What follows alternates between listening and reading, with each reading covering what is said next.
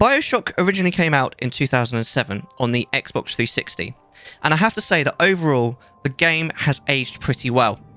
I know this is a PC port, but this isn't the remaster, and I have to say that visually, the game is fantastic when you consider its age. I also think that mechanically, the game has aged fairly well too, though there are some aspects where the age is poking through, mainly in the quality of life improvements that have since become staple tropes that I feel gamers have become somewhat reliant on. One of these being the hand-holding elements, such as the arrow that appears at the bottom of the screen. Now, you can debate on the merits or demerits of hand-holding mechanics until the cows come home, but where a mechanic is provided, it's disappointed when it doesn't always work properly. The arrow at the bottom of the screen helps a lot, but it disappears on occasion and isn't reactivatable, so it's too easy to just reach an impasse where you don't really know where to go, and the game is at a juncture where there's no useful hints available. I do also think that the in-game map, though not the worst I've experienced, is really confusing more often than not, and not incredibly useful. I feel like the designers were maybe a tad too hung up on maintaining the old-fashioned aesthetic to make something especially functional.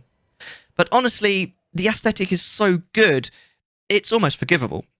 It's not only a great aesthetic, but it's executed so well with the UI, the guns, the story, the audio, including music, and enthralling visuals that thematically I'd have to give Bioshock close to top marks. The only place I'd mark it down on is in the characterizations of pretty much all of the characters. Sure, the crazy scientist or mental arts dealer tropes go really well with the old-fashioned aesthetic, and it is a real treat early game. But when each and every person you meet, except Atlas, is the exact same type of lunatic, it becomes very old very fast.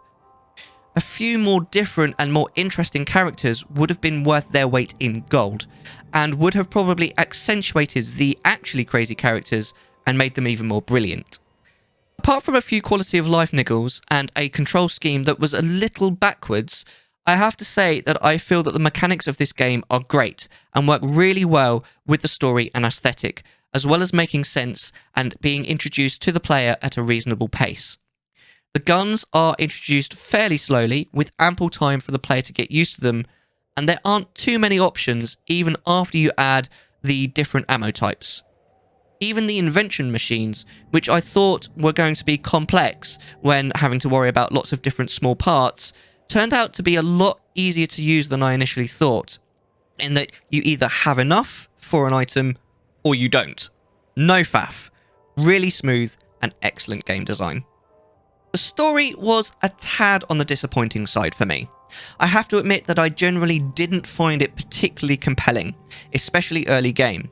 I didn't really feel connected to the mission and just feel that I was dotting the I's and crossing the T's in order to reach the next video game level. Having said this, I do think that the now famous "Would You Kindly" reveal about 3/4 of the way through the game was absolutely masterful in its execution both throughout the game and during the reveal. The reveal is honestly of movie quality and is a real stroke of genius that I couldn't help but love, even when I was already aware of the twist. Overall though, I wasn't as enthralled as I would have liked, and I feel that this is a great shame. I'd also just like to note that I do really like the hacking mechanic. It's really well paced and is so slick for what on paper is really just a silly little mini game that you wouldn't think would fit into a dark shooter. Very well executed by the makers of the game, although there is a slight caveat there that towards the end game it did kind of become a bit annoying. In conclusion, while I really enjoyed my playthrough of Bioshock by it being enthralled by the environment, the enemies, and the scenarios placed in front of me to beat, the gameplay doesn't really make up for what for me is a somewhat lacking story and slightly lazy characterization.